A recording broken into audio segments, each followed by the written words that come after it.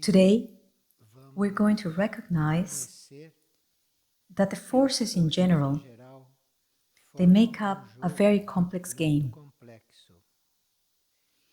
We need to start learning about this game so that we can understand how they act, and so we can also learn how to monitor them.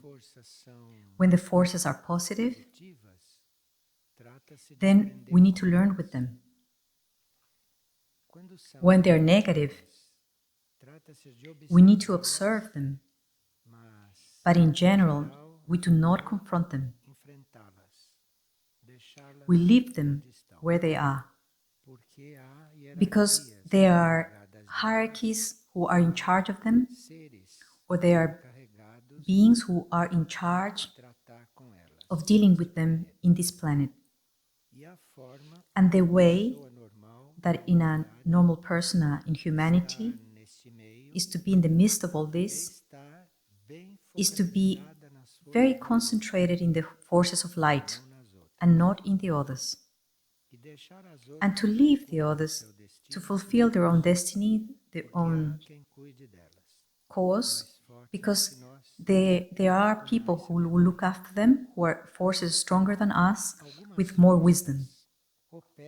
There are some forces that operate to produce a new reality, because they want to transform that which is evolutive, that which is following according to the law.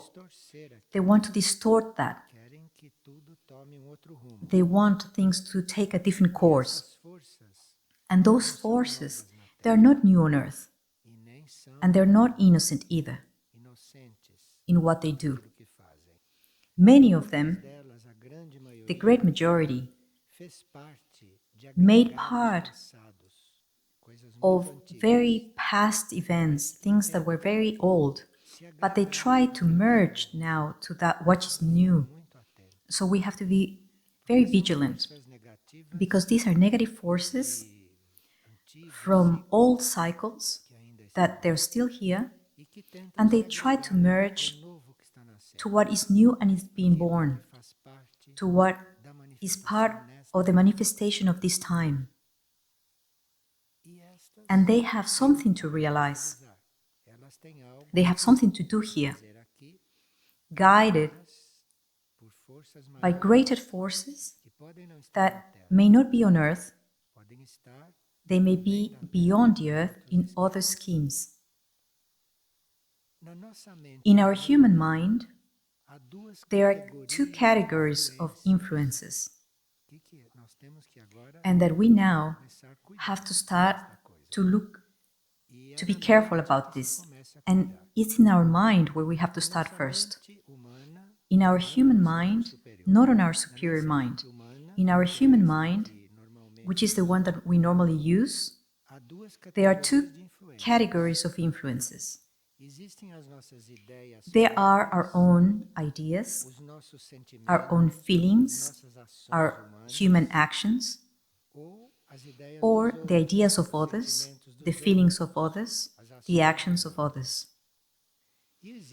And there's also, in our whole of human forces, a game of forces that establish around us.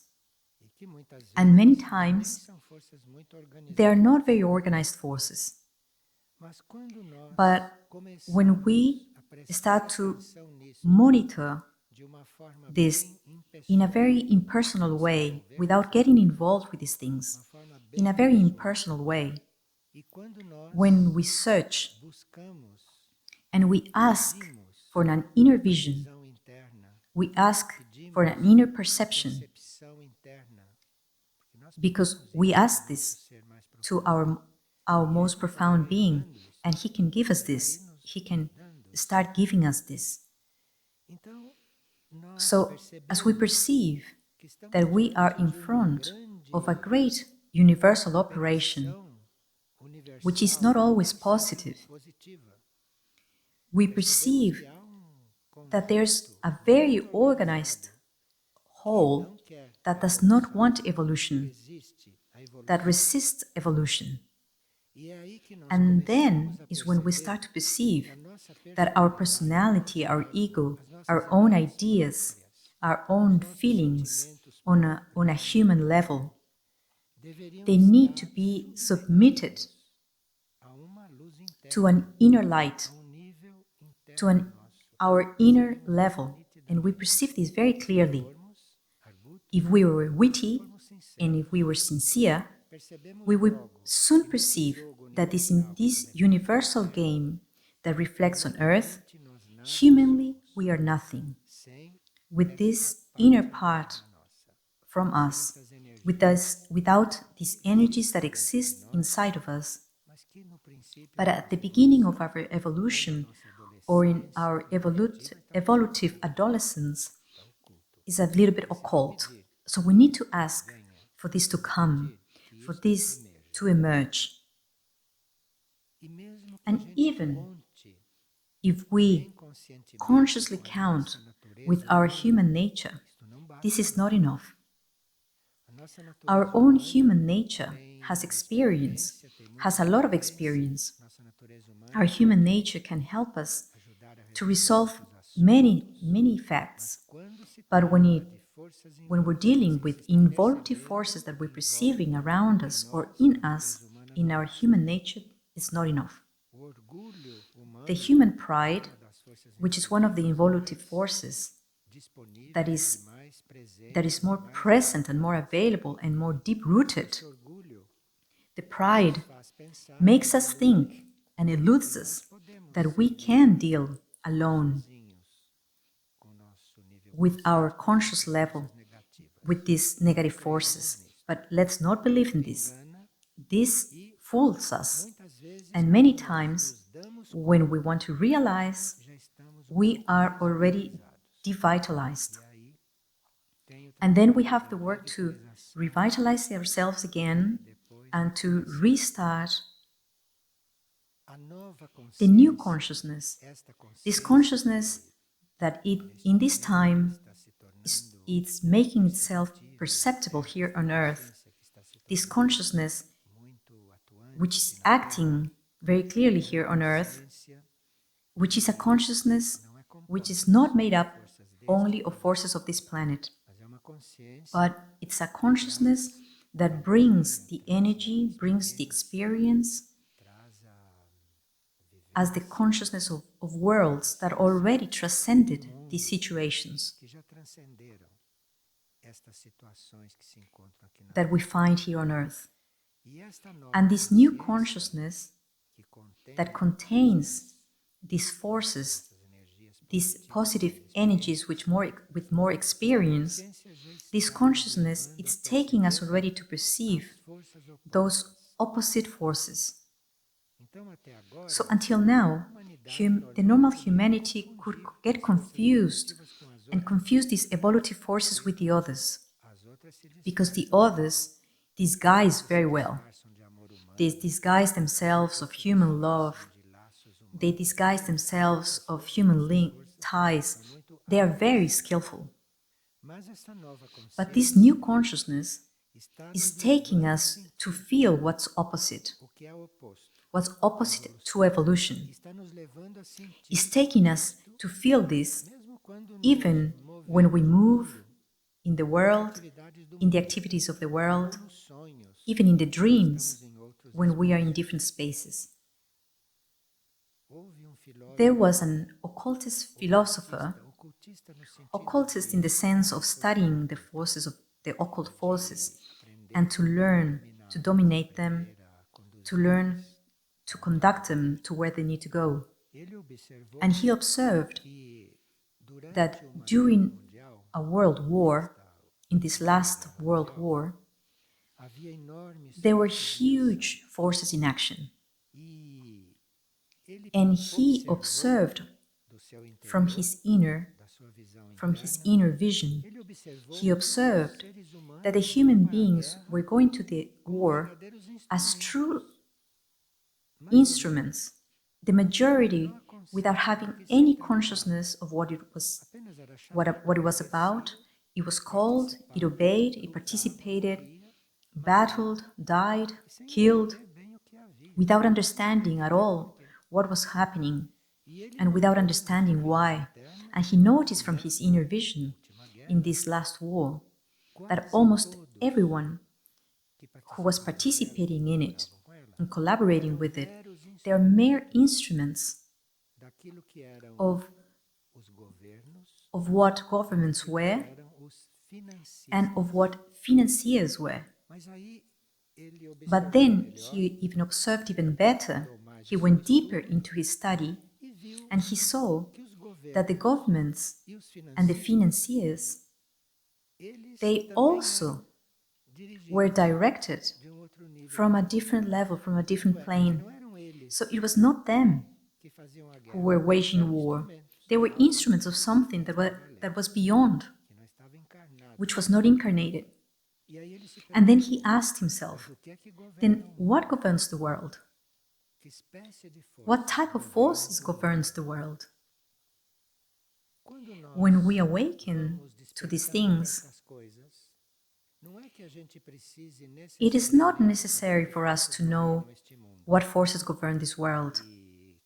Who are they? What are they? What do they represent? We do not need to know these things. But we do need to know that the world is governed in this plane by something that is not visible, and that they are not the governments or the financiers, that they are only instruments, that is beyond, which is invisible, is up there, and this legion, which is invisible and that conducts all of this, at the same time is linked with something even greater, stronger, and more elaborated. And so he discovered, he saw in his own spiritual experience that the only way out would be the descent of a consciousness that would not be submissive to all this hierarchy of forces. A consciousness that would not be submissive even to those invisible, a greater consciousness, a consciousness from above. And so he started to, let's say, pray. He put himself into that situation, in that position, and he assumed this task to contact this consciousness from above, this one which was above all of this, and he stopped to be a soldier, a battler here in the intermediate planes. As many of us that still function in these intermediate levels, not at the service of these involutive forces, but of the others. But he had already occupied part of his life dealing with these things in the intermediate levels, and so he was going up, and he resolved to remain there, up there. And so he saw that from up above, not only you could control in part, but also you could change and you could even make these forces disappear from the planet. So this world setting that is there is not the same thing for all of us. If we are not provoking these forces, if we're not giving them force and provoking them, if we are clearly working to raise our consciousness, in these cases, we may actually be called no attention to ourselves, to these things that are around us, and at a certain point we may start to find our companions of work, our workmates, that could also be invisible as well. And when we start to find these workmates, when we start finding this consciousness to the service, we, through prayer, through our elevation, through our own purification, from own order, from our own harmony, from our balance, from everything that we know, and then we will go verticalizing, and our consciousness will go searching for a greater connection. And so we will see that many of these situations are also set up but by forces of the astral plane, which is our emotional level. And we see that this astral level, this emotional level here on the planet, many times is one of the sources of the starting point of these processes. There are sources, there are starting points of things in the astral plane. I say on the emotional plane, so that nobody gets eluded with this plane. People on the emotive plane is on the side of this nuclei in general. So on this emotional plane, on this astral plane, in this astral plane, there are the nuclei like the first invisible, which are not here in the facts yet. And there are also nuclei on the mental plane. And those which are born in the mental plane, we can, as mental beings as we are, we can also be feeding those nuclei or not, because we have free will.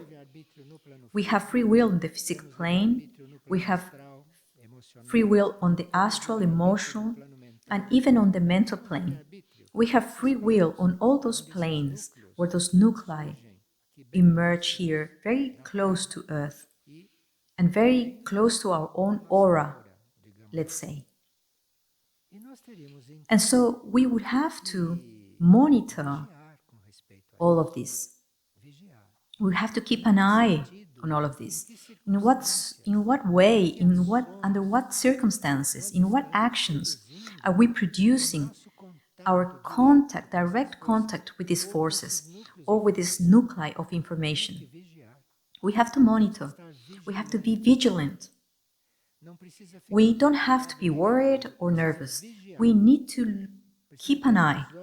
We have to open our eyes. Our ears need to be ready to listen, because many times a person says something and you know what that force which is in that person wants to say and wants to influence you for you to be saying that, or what is revealing. So you need to be vigilant. You need to keep an eye, not fearful, not worried, but attentive.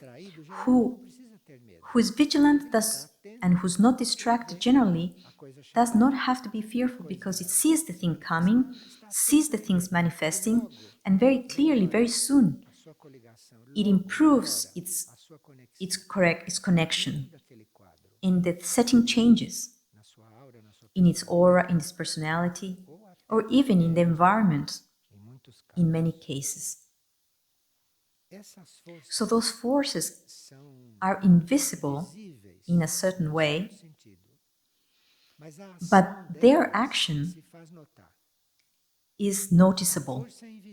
So the force is invisible, but what it produces is noticeable if you are attentive. And you can notice it when you see disorder. You know what disorder is, right? It's the contrary to order. When disorder starts, then the forces are coming in. I don't need to give examples because all of you know what disorder is, in what circumstance, in whatever environment, in whatever situation.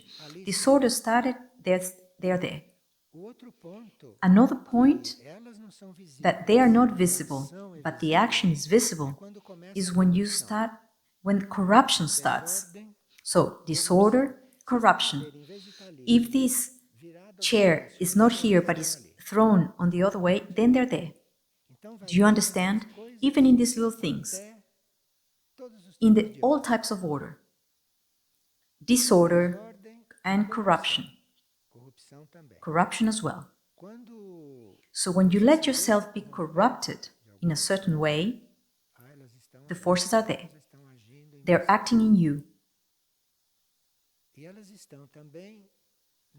And they're also in that what we understand as deterioration. So when there's something positive, when there's something that is ordered, orderly and pure, and that starts to deteriorate and start to go off the rails, one starts getting a little bit strange from the point of view of purity, then they're there.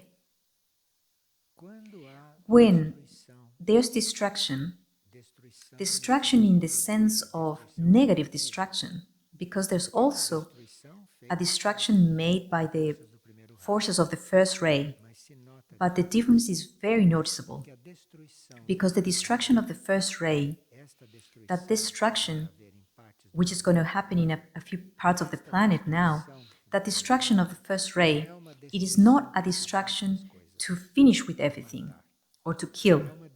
It's a distraction to open space so that the new emerges.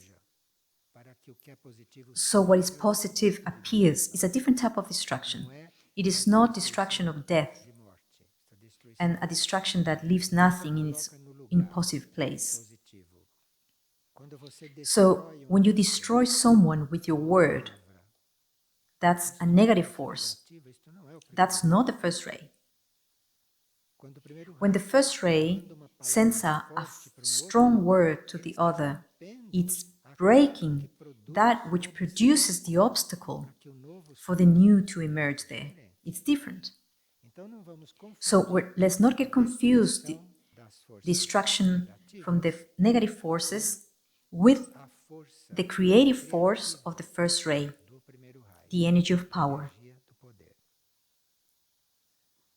Violence is also a manifestation of these forces, violence and cruelty. I'm going to repeat, because many of these could be circulating here in us in different levels. And they may want to be amplifying, they may be wanting to install in us and to create stronger roots in us.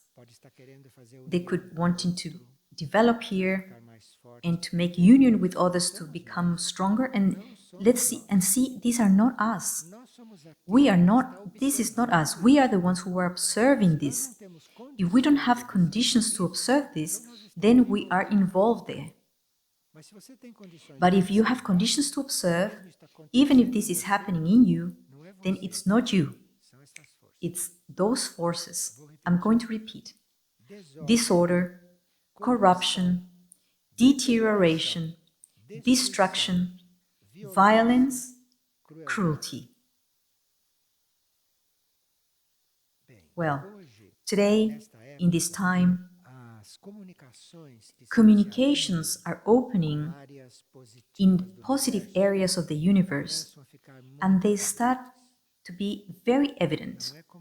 So it's not like before, where to see the connections with the spiritual planetary hierarchy or to see the presence of extraterrestrials on Earth was a type of grace only for a few.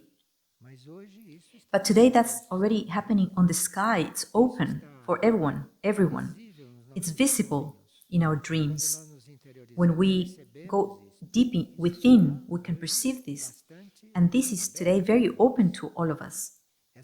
This presence, which are not the forces, which are the forces of light, it opened many doors of contact with us. And you can see, even in the paintings of Radishi, for example, that we have them available in the books. Those symbolic paintings, how many doors were opened for the light? And through those symbolic doors, the other presences come in. Today on Earth, we have a very rich field of positive forces, of forces of light. You see, when we get together, when we group together, when we offer ourselves for the force of light, then mantras appear. The instruments of work appear for us. And we see that those instruments of work, they are not just possibilities of contact with the forces of light, But they are also instruments of defense, of safeguard, instruments of purification, because if we do not purify, if we purify, we can see these things better. So this is why those instruments are important, these instruments of purification. What can we ask in these moments that we're going through? Because humanity in general is not even aware of these things. They participate in all of this, contribute to all of this, is living on all of this happening, and is not even aware of what's going on. But who's awake already knows that we have to be conscious of all of this, and that we have to keep our own personal vibration on a certain level of quality, because it's through the vibration that we're going to tune with one level or another. So the vibration of disorder, vibration of corruption, vibration of deterioration, of destruction, of violence and cruelty. Disorder, we also understand distractions. Lack of attention, that's also considered disorder from an occult point of view. So, we need to intensify our own work, respecting our own vibration, because we vibrate in contact with a level or another. So we will not just enumerate the points in which we have to be very vigilant, but here we are also going to give you certain notes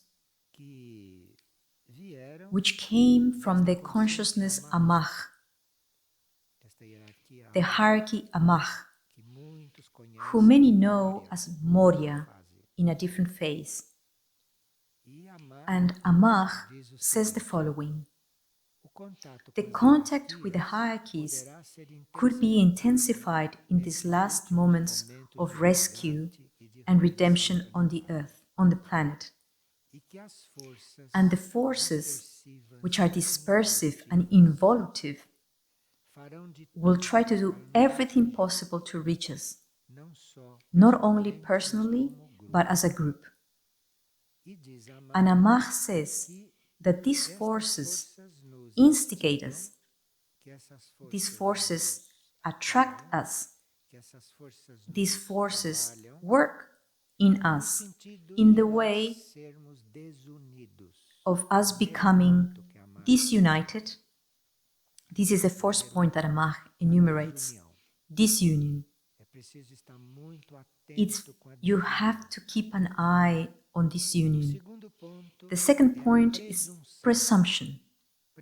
Presumption is when we judge something that we are not. Because if it was, then it was not judging in that way. It would be different. It would be judging itself inferior. Christ says, when you come in, you go and sit on the last row, on the last chair. That was already very clearly said. So, presumption. The third point that Amach transmits is competition. Competition. Competition is the main structure in itself of this civilization. Arrogance, laziness, mistrust, doubt.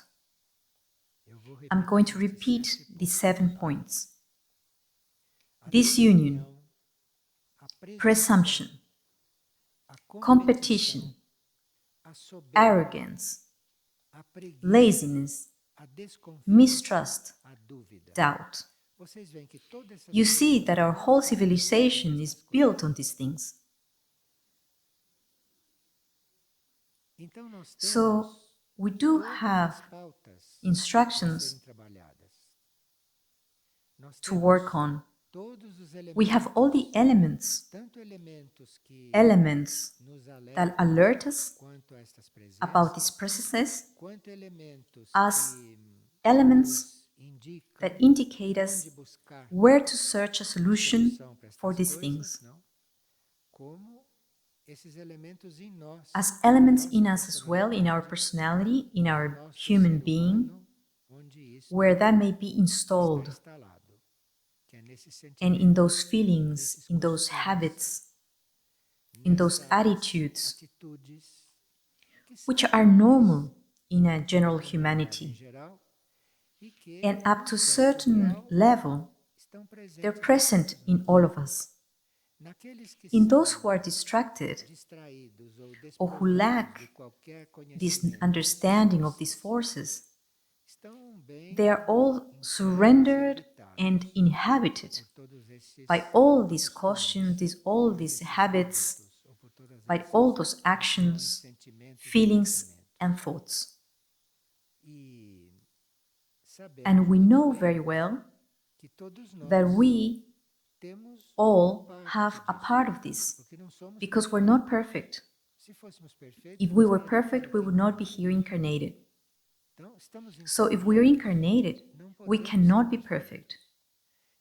Even if we are saintly in our inner being, if you incarnated, you cannot be perfect. Because matter that inhabits us, the matter in which we are incarnated, is not perfect. You incarnated, you are here, careful with all those things. Careful. Because even on a level, on a minimum level, even if it's on a minimum level, those things are in you. And you need to keep an eye. And if you don't monitor, these things grow, and with time it will give you much more work for the forces of light who assists us, as for us as well, as inner beings, or as conscious beings as well, as personalities who are vigilant to all of these things.